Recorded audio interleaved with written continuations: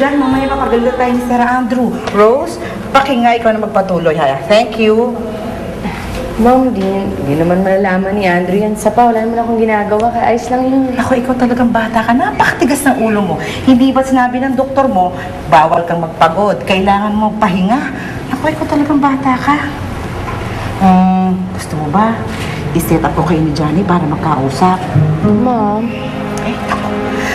Secret lang naman yun. Tayong dalawa lang. Secret lang. ayoko po. At kung pwede po sana, huwag na lang makarating sa kanya to. Isinuko mo na ba talaga yung pagmamahalan niyo ni Johnny? Kailangan po. Para ano? Para magpakamartir ka? Para tuluyan ka magpatakot sa Shirley na yun ba? Parang tuluyan ko na po siya makalimutan. Gusto ko po ng tahimik na buhay. At ganun din ang gusto kong mangyari kay Johnny. Gusto ko maging tahimik din siya. Pero hindi ako convinced. Paano mo i-explain yung bigla kang nahimatay kung kailan aalis ka na? At saka hindi mo ba iniisip na parang tadhana nang pumigil sa'yo na huwag mong iwanan si Johnny? Ma'am, tadhana rin po ang gumawa kung bakit lumaki kaming magkapatid. Na walang makakatanggap sa pagmamahalan naming dalawa. Kaya mabuti na rin siguro na hindi niya na ako maisip. At kahit anong gawin namin, hindi talaga kami para sa isa't isa.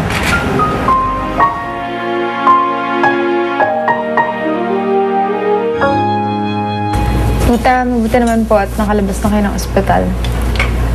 Pero kailangan pa rin talaga niyang magpahinga ng mabuti.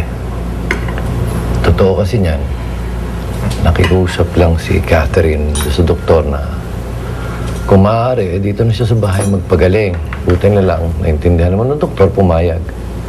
But ang kabiling-bilingan, kailangan talaga rest. And bawal na may stress siya.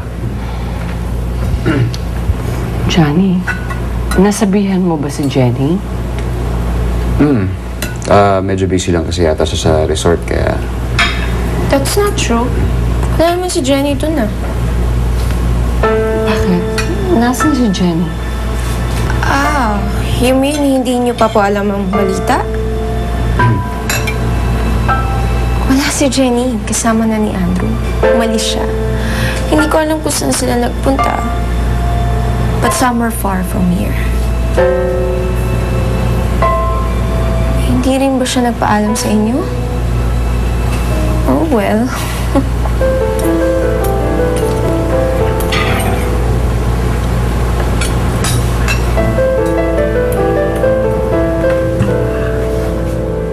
Jenny, anong ginagawa mo dito?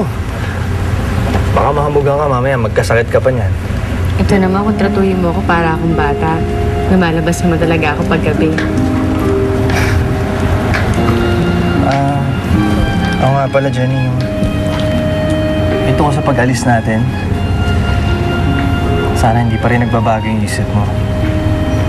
Kasi umasa talaga ako na sasama ka sa akin eh. Para sabihin natin kalimutan lahat ng kaguluhan dito. Huwag kang mag-alala, Andrew. Hindi magbabago ang isip ko. Dahil tama ka. Kailangan natin umalis para matahimik na ang lahat. At ang mahalaga lang naman sa akin yung mga taong maiiwan ko dito.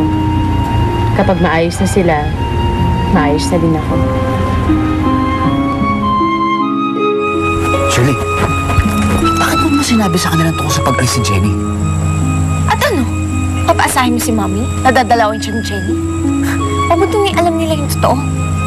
Kahit na, alam mo may tamang paraan tsaka panahon para sabihin niya mga yan. Alam mo naman may sakit si Mami, di ba? Nag-iisip ka ba? Mali pa rin yung ginawa ni Jenny na umalis siya na walang paalam. Kahit kailan o paano mo sabihin yun, sasama pa rin loob ni Mommy. At saka, bakit ko siya pagtatakpan? Ha? Pagkatapos ng pagtatanggol sa kanya ni Mommy, aalis siya na walang pasabi. Wala siyang respeto. Ay, naku, kuya. Ngayon, sabi mo nga sa akin, yun ba yung mabuting anak? Ha? Siya ba yung isang mabuting kapatid? I don't think so.